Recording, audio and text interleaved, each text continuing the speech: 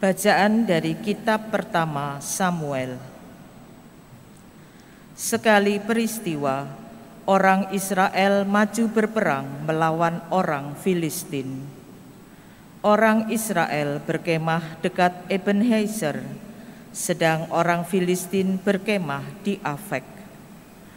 Orang Filistin mengatur barisannya berhadapan dengan orang Israel. Ketika pertempuran menghebat, terpukullah kalah orang Israel oleh orang Filistin yang menewaskan kira-kira 4.000 orang di medan pertempuran. Ketika tentara itu kembali ke perkemahan, berkatalah para tua-tua Israel, "Mengapa Tuhan membuat kita terpukul kalah oleh orang Filistin pada hari ini? Marilah kita mengambil tabut perjanjian Tuhan dari Silo, supaya ia datang ke tengah-tengah kita dan melepaskan kita dari tangan musuh kita." Kemudian bangsa itu menyuruh orang ke Silo. Mereka mengangkat dari sana tabut perjanjian Tuhan semesta alam yang bersemayam di atas para kerub. Kedua anak Eli, Hofni dan Pinehas, ada di sana dekat tabut perjanjian Allah itu. Segera sesudah tabut perjanjian Tuhan sampai ke perkemahan, bersoraklah seluruh orang Israel dengan nyaring, sehingga bumi bergetar. Mendengar bunyi sorak itu, orang Filistin berkata, "Apakah arti sorak yang nyaring di perkemahan orang Ibrani itu?" Ketika mereka tahu bahwa tabut Tuhan telah sampai ke perkemahan itu, ketakutanlah orang Filistin. Kata mereka, "Allah mereka telah datang ke perkemahan itu. Celakalah kita, sebab hal seperti itu belum pernah terjadi. Celakalah kita. Siapakah yang akan menolong kita dari tangan Allah yang maha dahsyat itu? Allah ini jugalah yang telah menghajar orang Mesir dengan berbagai tulah di padang gurun. Akan tetapi, hai orang Filistin, kuatkanlah hatimu dan berlakulah seperti laki-laki, supaya kamu jangan menjadi budak orang Ibrani itu, seperti mereka dahulu menjadi budakmu. Berlakulah seperti laki-laki dan berperanglah." Lalu berperanglah orang Filistin, sehingga orang Israel terpukul kalah. Mereka melarikan diri masing-masing ke kemahnya. Amatlah besar kekalahan itu. Dari pihak Israel gugur 30.000 orang pasukan infanteri. Lagi pula tabut Allah dirampas dan kedua anak Eli, Hofni dan Pinehas tewas. Demikianlah sabda Tuhan. Syukur kepada Allah. Bebaskanlah kami ya Tuhan demi kasih setiamu. Bebaskanlah kami ya Tuhan demi kasih setiamu. Ya Allah, Engkau kini membuang kami dan membiarkan kami kena umpat.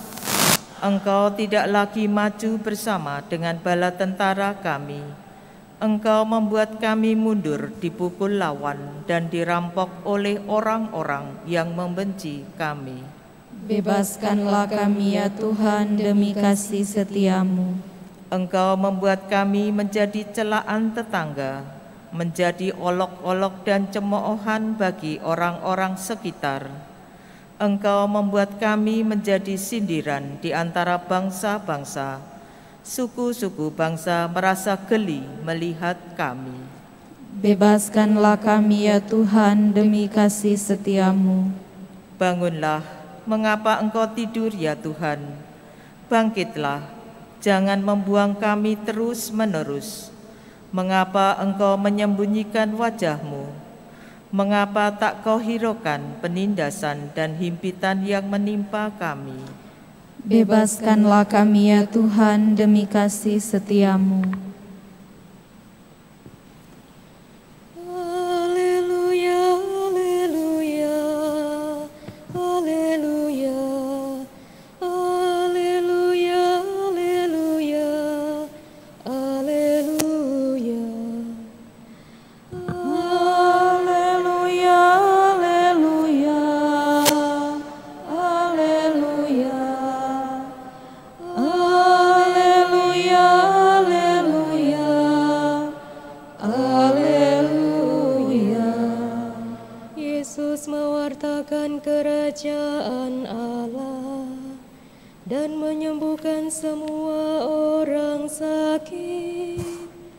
Haleluya, haleluya, haleluya, haleluya, haleluya, haleluya. Tuhan bersamamu. Dan bersama rohmu. Inilah Injil suci menurut Markus. Muliakanlah Tuhan. Sekali peristiwa, seorang sakit kusta datang kepada Yesus. Sambil berlutut di hadapan Yesus, ia memohon bantuannya, katanya, "Kalau engkau mahu, engkau dapat mentahirkan aku." Maka tergeraklah hati Yesus oleh belas kasihan. Lalu ia mengulurkan tangannya, menjamah orang itu dan berkata kepadanya, "Aku mau, jadilah engkau tahir." Seketika itu juga lenyaplah penyakit kusta orang itu dan ia menjadi tahir. Segera Yesus menyuruh orang itu pergi dengan peringatan keras, katanya, "Ingatlah, janganlah engkau memberitahukan hal ini kepada siapapun. Tetapi pergilah, perlihatkanlah dirimu kepada imam dan persembahkanlah untuk pentahiranmu persembahan yang diperintahkan oleh Musa sebagai bukti bagi mereka." Tetapi orang itu pergi memberitakan peristiwa itu dan menyebarkannya kemana-mana, sehingga Yesus tidak dapat lagi terang-terangan masuk ke dalam kota. Yesus tinggal di luar kota, di tempat-tempat yang sepi. Namun, orang terus juga datang kepadanya dari segala penjuru.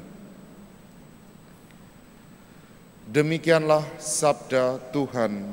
Terpujilah Kristus.